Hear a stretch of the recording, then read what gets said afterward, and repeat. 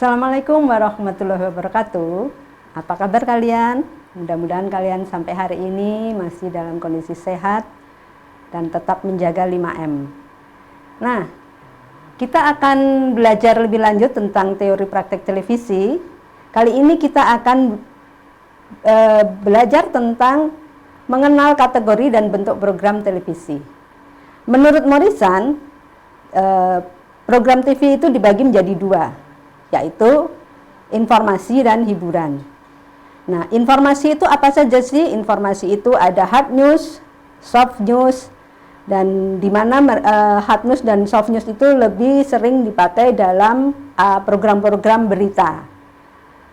Nah, kemudian kalau hiburan itu ada drama itu masih dibagi lagi, ada sinetron, film, kartun, terus ada game show ya, sekarang banyak sekali itu yang namanya idol, itu termasuk games ya. Terus kemudian ada namanya dai, pemilihan dai, itu masuk game show, kompetisi ya sifatnya. Terus kemudian show atau pertunjukan yang memang di situ hanya murni isinya hanya mempertunjukkan hiburan aja, musik ataupun tari-tarian. Nah, kita akan tahu lebih jauh di rinciannya mereka itu apa saja sih? Ya, kita lihat ya. Nah, fungsi informasi. Informasi media massa adalah penyebar informasi bagi pemirsa. Berbagai informasi dibutuhkan oleh khalayak media massa yang bersangkutan sesuai dengan kepentingannya. Jadi informasi misalnya kalau sekarang itu lagi gencar-gencarnya tentang COVID, pasti informasinya kebanyakan tentang itu ya. Kemudian tentang bencana.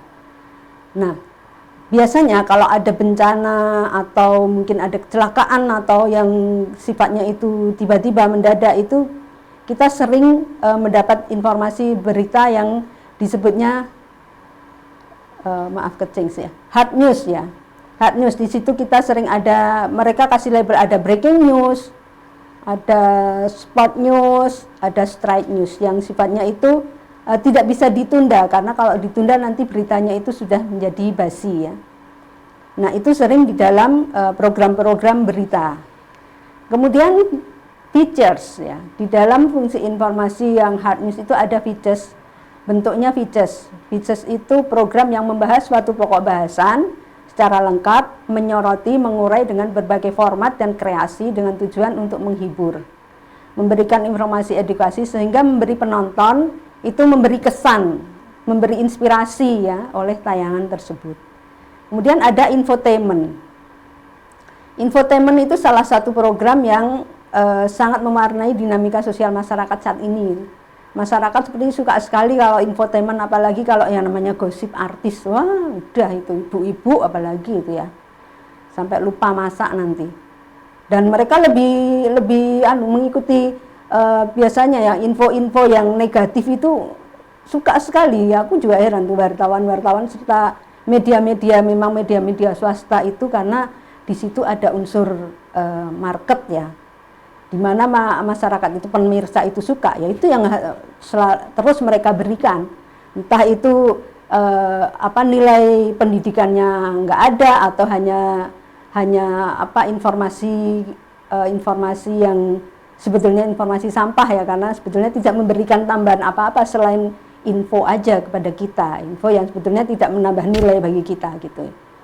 Itu infotainment. Biasanya artis-artis itu yang sering dijadikan objek.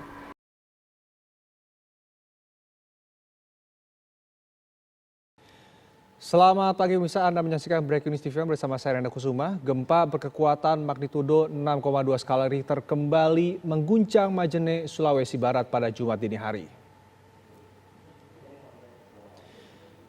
Pemirsa, gempa yang terjadi pada pukul 2:30 waktu Indonesia Timur ini berkekuatan magnitudo 6,2 skala Richter terasa di 6 kabupaten di Provinsi Sulawesi Barat. Kemudian ada soft news, berita yang sifatnya tidak terlalu lugas, tidak terlalu kaku, dan khususnya dalam soal waktu juga dia bisa durasi panjang, durasi pendek. Biasanya berita-berita tentang misalnya tentang new normal di kalangan artis, new normal di kalangan tertentu, mahasiswa barangkali kampus sekarang bagaimana sih kampus memberlakukan perkuliahan di era new normal ini gitu. Nah, itu biasanya dimasukkan dalam berita-berita yang sifatnya soft news. Nah, di dalam soft news itu bisa berbentuk lain, magazine itu majalah ya. Jadi di situ menampilkan informasi ringan namun mendalam, bisa disebut juga program feature yang berdurasi panjang, ditayangkan terpisah dari program berita. Jadi magazine itu biasanya kalau ada berita itu, kalau ada info-info yang durasi panjang itu nempel di berita. Kita akan ikuti informasi tentang ini, itu durasi panjang itu biasanya bisa berbentuk magazine. Magazine itu isinya bisa macam-macam, di situ bisa ada dari satu program itu isinya bisa berbagai konten. Kayak seperti kita membuka majalah, ada rubrik psikologi, ada rubrik ilmu pengetahuan, ada rubrik hobi dan sebagainya, itu magazine. Kemudian talk show ya, talk show kita sering lihat ya, berisi perbincangan, dialog, itu bisa narasumbernya 2, 1 atau bahkan banyak. Kemudian MC-nya juga bisa 1 atau juga bisa MC-nya 3. Kalau di talk show yang sifatnya hiburan di kalangan artis itu biasanya MC-nya malah justru bisa MC-nya 3, narasumbernya malah justru 1, itu juga bisa. Tergantung bagaimana create dari seorang produsernya di situ. Nah, agar program talk show lebih menarik itu biasanya narasumber yang terlibat itu mempunyai latar belakang yang berlainan, pro kontra. Jadi biasanya didatangkan narasumber yang dia itu misalnya tentang kita bicara tentang vaksin ya, ada yang pro vaksin, ada yang tidak. Itu biasanya di dalam talk show sering kita paralelkan, kita sejajarkan mereka supaya mereka mempunyai pendapat masing-masing dan penonton nanti yang akan menilai. Nah, program dokumenter itu bercerita tentang suatu peristiwa yang telah berlangsung dan diproduksi melalui pengolahan imajinasi dan realita.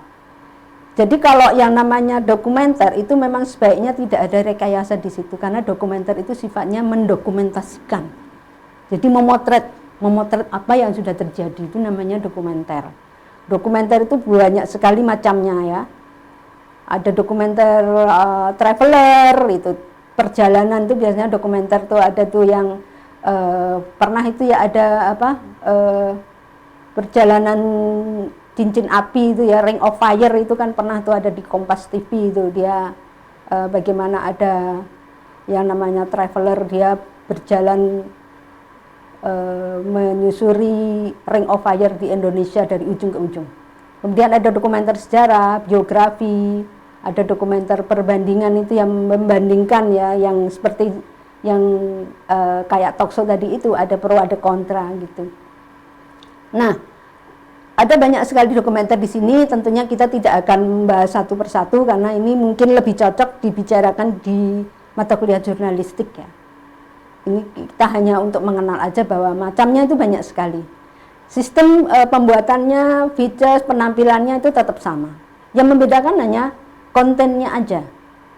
Ada dokumenter tentang seni, mungkin proses seniman bagaimana dia berkreasi, itu ada juga.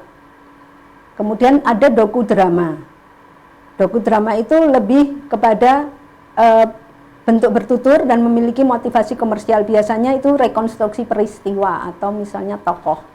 Jadi dia bisa direkonstruksikan ketika misalnya dia itu waktu saat kecil atau saat dia remaja, itu ada yang memperagakan sendiri gitu. Itu biasanya itu dokudrama. Jadi dokumenter, tapi di situ ada dramanya, ada yang didramakan atau diperankan kejadian dianya itu. Nah, itu namanya dokudrama ya. Kemudian ada yang namanya buku harian, itu mungkin kalau kita mengikuti kayak perjalanan artis atau perjalanan Pak Jokowi misalnya. Dari pagi sampai dia petang itu ngapain aja sih, kita dokumentasikan, itu namanya bisa disebut juga sebagai dokumenter buku harian. Misalnya kalian juga bisa loh membuat itu untuk dokumenter untuk buku harianku sendiri yang kita videokan, itu bisa juga. Dan itu menarik juga. Kalian bisa bereksperimen. Mungkin kalian bisa membuat dokumenter harian temenmu atau orang tuamu atau keluarga, itu juga bisa. Ya, ada nostalgia napak tilas itu sering ya, kayak seperti misalnya Jenderal Sudirman itu yang sering itu kita buat filmnya, terus di Ponorogo itu juga ada yang napak tilasnya. Kalau di dalam dokumenter yang sudah tidak ada video yang bisa kita ambil, itu biasanya kita mengambil dari dokumen-dokumen yang ada, misalnya foto-foto atau mungkin narasumber-narasumber yang masih bisa kita mintai penjelasan tentang konten tersebut.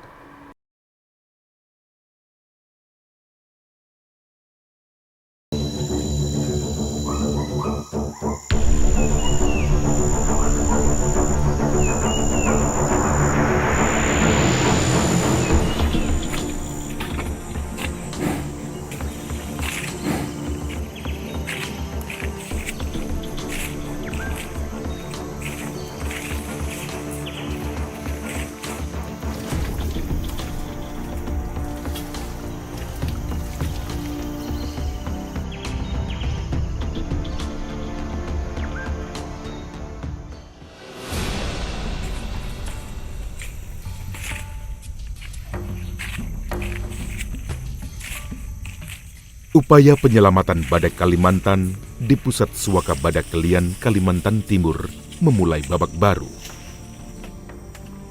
Dari dekade ke dekade, populasi satwa langka ini yang keberadaannya hanya di Asia, khususnya di Indonesia dan sekitarnya, memang terus berkurang.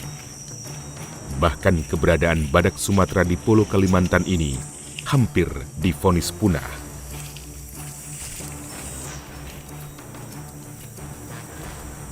Laras dengan nama sungai, tempat ia ditemukan, ia dipanggil Pahu. Badak betina yang kini berusia sekitar 25 ini ditemukan di Desa Besik, Kalimantan Timur, November tahun 2018.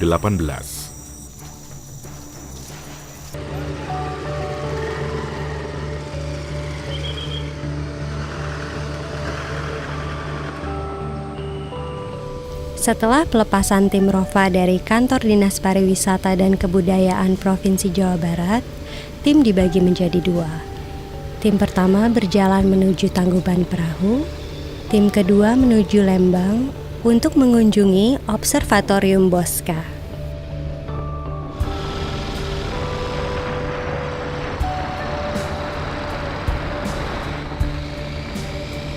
Gunung Tangkuban Perahu adalah salah satu gunung yang terletak di Provinsi Jawa Barat, sekitar 20 km ke arah utara kota Bandung, dengan rimbun pohon pinus dan hamparan kebun teh di sekitarnya. Gunung Tangkuban Perahu mempunyai ketinggian 2084 meter. Gunung Tangkuban Perahu adalah sisa dari Gunung Sunda Purba yang masih aktif. Pada zaman purba, diperkirakan kota Bandung adalah sebuah telaga besar dari Sungai Citarum. Bicara tentang Tangkuban Perahu tentu tak lepas dengan legenda Sangkuriang.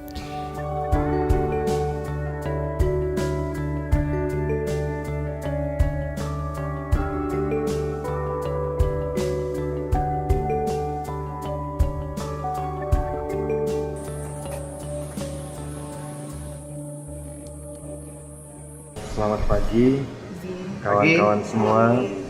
2 orang sudah ada di Tangkuban Perahu yang syuting pagi ini di Tangkuban Perahu. Pagi ini kita akan menuju ke Lembang di tempatnya Bosca Observatory. Teropong bintang Bosca ini adalah teropong bintang kedua di dunia. Ring of Fire Adventure, we are many, we are one, Indonesia.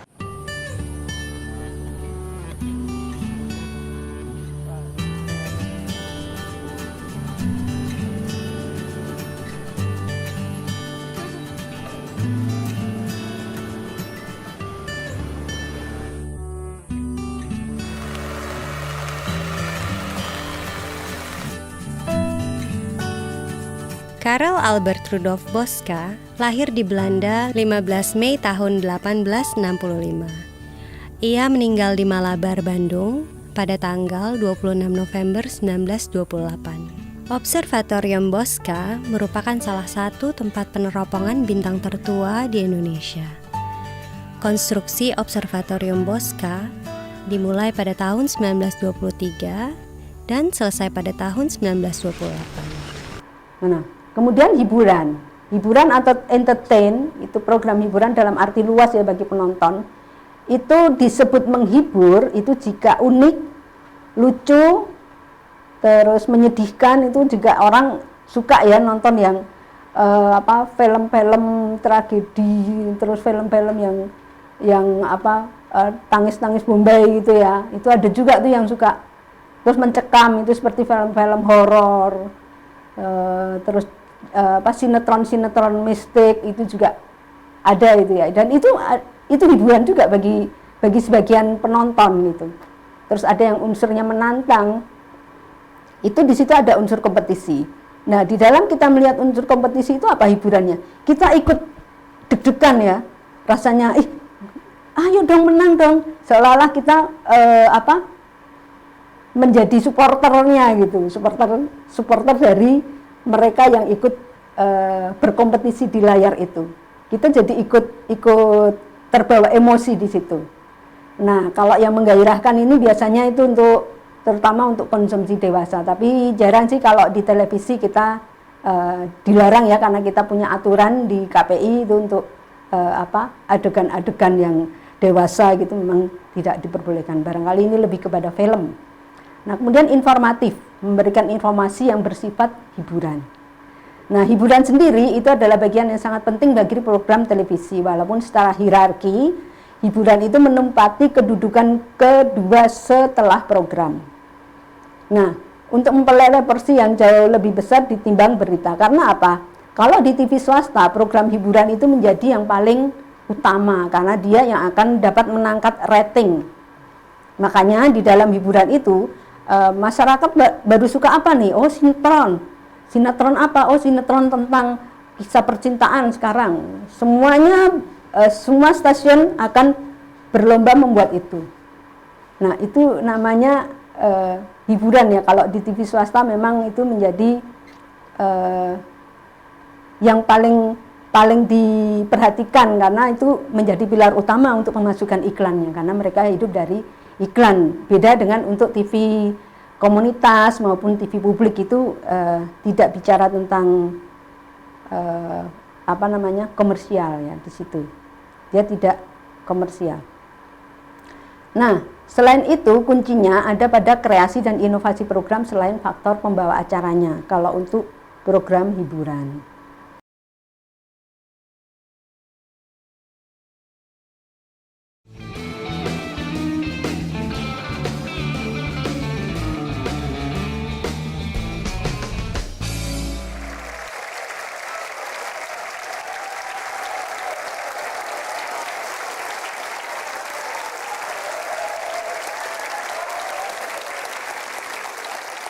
Ya, belakangan ini kita lihat anak-anak muda di Indonesia itu kreatif ya. Dengan modal seadanya, dengan ide kreatif mereka bisa mendirikan dan membesarkan perusahaan mereka.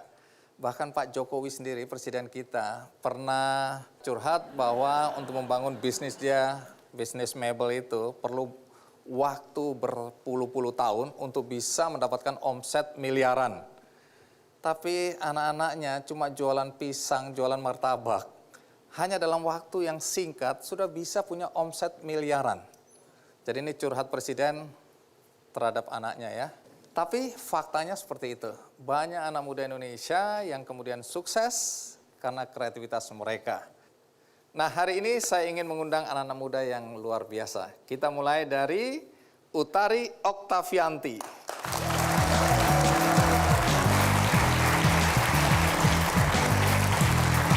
Utari, apa kabar? Silakan duduk, Utari.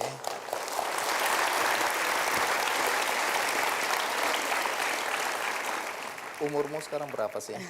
Umur saya 25 tahun. Saya kan dengar kamu jualan ikan ya? Iya, jualan ikan online. Oke, ikan apa aja yang dijual? Semua jenis hasil laut. Sejak kapan jualan ikan ini? Idenya dari 2015, Waktu itu bersama dengan teman-teman kuliah. Nah, drama itu beda lagi. Ini adalah genre program televisi yang merupakan pertunjukan drama langsung yang diproduksi bisa di studio atau di luar studio. Kemudian itu direkam dan biasanya mengangkat tentang kisah kehidupan kaum urban, dibumbui kisah-kisah percintaan, persahabatan, dan konflik-konflik sosial. Drama itu bisa bermacam-macam pola. Di sini ada sinetron, itu yang singkatan dari sinema elektronik, program drama yang bersambung, biasanya serial, disiarkan oleh stasiun televisi. Kalau di dalam bahasa Inggris itu disebut soap opera atau opera sabun. Kalau dalam bahasa Spanyol itu telenovela. Kalau di Korea itu ada, kalau kita mengistilahkan drakor ya. Saya dulu juga kaget, oh Dracula apa ya, oh ternyata drama Korea. Nah itu juga sekarang banyak sekali penggemarnya ya. Kemudian ada film drama. Nah ragam film yang sebagian besar tergantung pada pengembangan mendalam karakter realistik yang berurusan dengan tema emosional. Subgenrenya itu ada drama romantis, drama olahraga, ada drama periode atau serial, terus drama ruang pengadilan itu drama yang berkisah tentang masalah hukum, terus drama yang berkisah tentang kejahatan itu biasanya terkait dengan sindikat narkoba itu. Nah biasanya di situ ada tokoh antagonis dan tokoh protagonis. Nah, kalian udah tahu ya mungkin tokoh yang baik dan buruk gitulah. Kemudian ada juga drama itu yang berbentuk kartun. Sebuah film untuk sinema televisi yang dibuat memakai gambar bergerak. Nah, kartun itu beda dengan animasi ya. Kalau kartun itu digambar, kalau animasi itu dia bisa medianya macam-macam. Dia bisa dari boneka, dia bisa dari clay atau tanah liat ya. Terus bisa dengan model 3 dimensi yang lain, itu namanya animasi.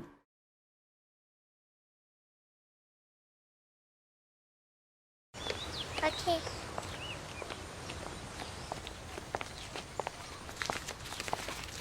Daddy is the sweetest daddy in the world.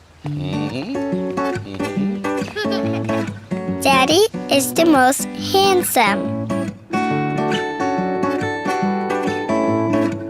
the smartest.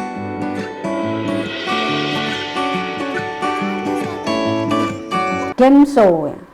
Jenis program permainan yang melibatkan artis atau pesohor untuk memecahkan teka-teki atau menjawab pertanyaan untuk meraih sejumlah hadiah. Nah, game show ini bisa macam-macam, ada quiz show, ketangkasan, sebuah program yang dimana setiap orang itu dapat mewujudkan prestasinya melalui kompetisi tertentu atau ajang kompetisi. Misalnya kalau jelang-jelang Ramadan atau di masa Ramadan itu biasanya banyak sekali game show yang sifatnya religi ya. Ada lomba mengaji, lomba dai, terus ada lomba samroh, dan itu sekarang udah berbagai macam sekali ya variasi di dalam kemasannya. Dia bisa berbentuk nanti yang namanya variety show.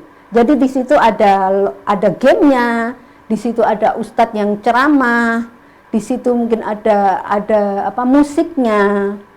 Di situ mungkin ada interaktif dengan penonton. Nah, dari sebuah program yang berisi lebih dari satu program itu namanya sudah disebut sebagai variety show. Jadi Kick Andy itu talk show, tapi dia di situ sering menyelipkan features. Nah itu namanya sudah variety show. Dia ada bandnya, udah tiga komponen, 3 macam bentuk program di situ.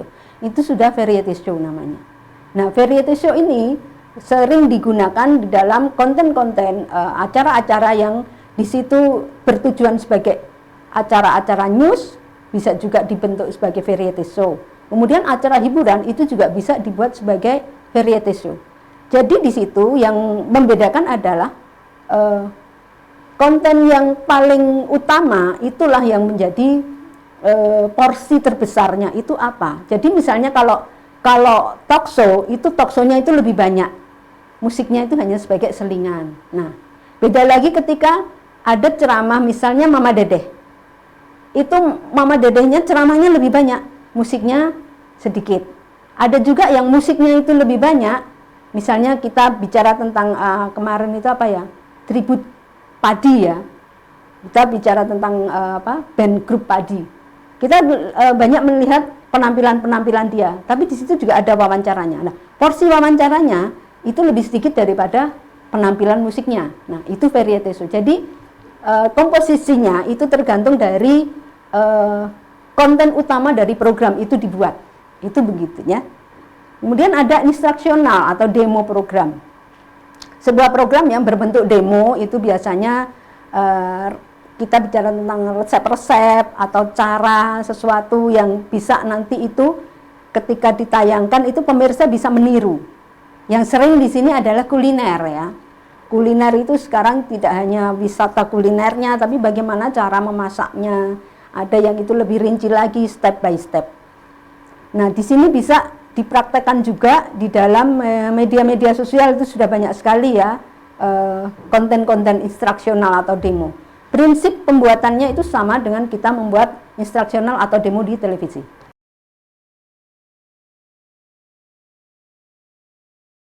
Udah. Jadi yang pertama adalah permainan ini masing-masing tim akan diberikan kata, bisa kata benda ataupun bisa hewan. Misalnya kata yang dimaksud adalah martabak. Jadi dibagi menjadi 3 suku kata. Martabak. Ya seperti ini, misalnya Desta bagian marnya. Kamu siapa namanya? Marcel. Martabak ya. Jadi secara berbarengan kalau saya bilang 1, 2, 3. Bar. Oke, sekian dulu. Terima kasih atas perhatiannya. Wassalamualaikum warahmatullahi wabarakatuh.